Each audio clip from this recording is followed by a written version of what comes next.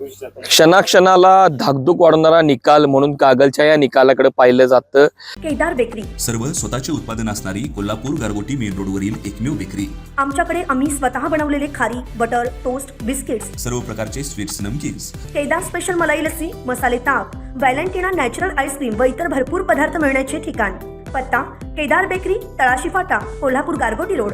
असं म्हणतात की संपूर्ण राज्याचं लक्ष या निवडणुकी लागतं, कारण की राजकारणाचं विद्यापीठ म्हणून कागलला ओळखलं जातं आणि या ठिकाणी दुरंगी लढत आपल्याला पाहायला मिळत आहे। दुरंगी लढतीमध्ये आता पोस्टल मतदानच्या पहिल्या फेरीमध्ये राजसमरजीत गाडगे यांनी आघाडी घेतली होती, मात्र त्यानंतर मुश्रीफ यांनी आघाडी घेतली।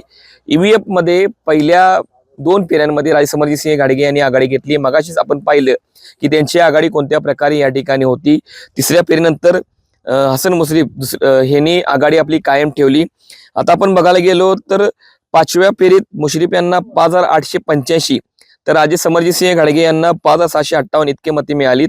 त्यामध्ये ते 1777 मतांनी आघाडीवर आहेत। त्यानंतरच्या पुढच्या म्हणजे 6व्या फेरीमध्ये त्यांना 6417 इतकी मते तर मुश्रीफ यांना 6041 इतकी मते मिळाली। त्यामध्ये ते 1401 इतकी मते त्यांना आघाडी मिळाली आणि बघायला गेलं तर मताधिक्य 3000 वरून 1401 इतकं कमी आलं मुश्रीफ यांचं। आणि 7व्या फेरीचा निकाल आपल्या आता हाती लागलेला आहे। यामध्ये मुश्रीफ यांना 2104 चं लीड मिळालेलं आहे।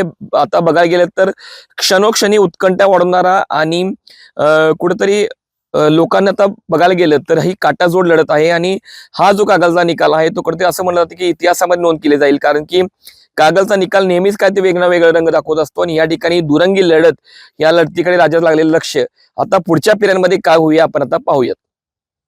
अशाच नवनवीन अपडेट पाहण्यासाठी आमच्या KK न्यूज चॅनेलला सबस्क्राईब करा।